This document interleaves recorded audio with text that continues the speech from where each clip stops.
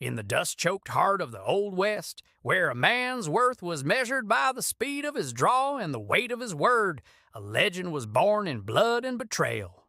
His name was Silas Shadow Kane, and they said he was faster than a striking rattler and twice as deadly. His reputation wasn't just earned, it was forged in the fire of countless duels, a shadow that fell over every saloon and dusty street he entered.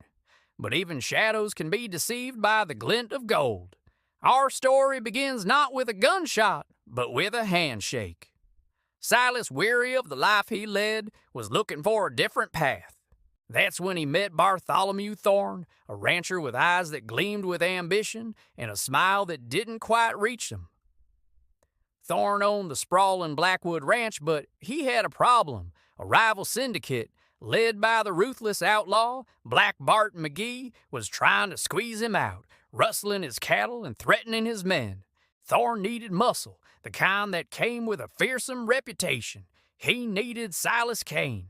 Thorne offered Silas a deal that seemed too good to be true, a hefty sum of gold and a quiet plot of land on the edge of the ranch, a place to finally hang up his guns. "Help me secure my land, Silas," Thorne pleaded, his voice dripping with false sincerity. "Help me push McGee out, and you'll have your peace. My word is my bond." Silas, seeing a chance at redemption, a life he'd only dreamed of, agreed. He sealed the pact with that fateful handshake, unaware that he was shaking hands with the devil himself. For months, Silas became Thorne's phantom protector. He didn't ride with the ranch hands, he moved through the canyons and hills like a ghost. When McGee's men tried to raid the herds, they'd find themselves staring down the barrel of Silas's Colt, their plans dissolving into panicked retreats. One by one, Black Bart's operations were dismantled. Silas was methodical, efficient, and utterly terrifying. He never killed unless he had to, but the message was clear. Blackwood Ranch was under the protection of the Shadow. The final confrontation was inevitable. Silas tracked Black Bart and his remaining crew to their hideout in Serpent's Gulch. It was a fierce, desperate firefight. Dust and gunpowder filled the air as bullets ricocheted off the canyon walls. Silas, moving with the preternatural grace that made him a legend, outmaneuvered and outgunned them all. When the smoke cleared, Black Bart McGee lay defeated, his reign of terror over. Silas had upheld his end of the bargain. The threat was neutralized. Exhausted but satisfied, Silas rode back to the Blackwood Ranch to claim his reward and his new life. He found Thorne waiting for him, not with a bag of gold, but with a dozen armed ranch hands, their rifles all aimed directly at him. The smile on Thorne's face was gone, replaced by a cold, triumphant sneer. "Thank you for your services, Silas," Thorne said, his voice dripping with venom. "You've cleaned up my little problem quite nicely.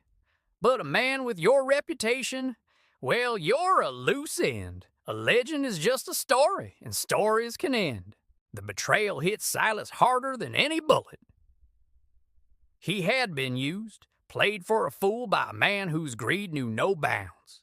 Thorne's plan was simple and cruel: hire the most dangerous gunslinger to eliminate his competition, then eliminate the gunslinger himself, saving a fortune and ensuring no one could ever challenge him again. As Thorne's men closed in, Silas knew this wasn't an escape. This was a reckoning, but they had underestimated him. They saw a tired man. They didn't see the cold fire of vengeance being ignited in his soul. In a blur of motion that defied belief, Silas's Colt was in his hand. The first shot was for the betrayal. The second was for the broken promise. The air erupted into chaos. Thorne's men were ranch hands, not gunfighters. They were no match for a cornered legend. Silas moved through their ranks not as a man seeking peace, but as the specter of death they all feared. When the dust settled once more, Silas stood alone amidst the fallen. Thorne, a coward to the last, had tried to flee. Silas found him cowering in his own opulent study. There was no duel, no grand standoff, just a cold, hard look from the man he had wronged. "You wanted my reputation," Silas said, his voice a low growl. "You can have it. He didn't pull the trigger. Instead, he took the deed to Thorne's ranch, all the gold, and something far more valuable, Thorne's name. Silas Kane rode away from Blackwood Ranch, leaving a broken, penniless Bartholomew Thorne to live with the ghost of his own greed. The story spread like wildfire across the territories. They said Silas didn't just defeat Thorne, he erased him.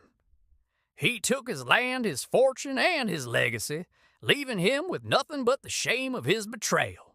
The tale became a stark warning to all the greedy men of the West. You can hire the devil to do your dirty work, but don't ever think you can cheat him on the price. Because when you betray the most dangerous gunslinger alive, you don't just lose your gold, you lose your soul. Thanks for watching.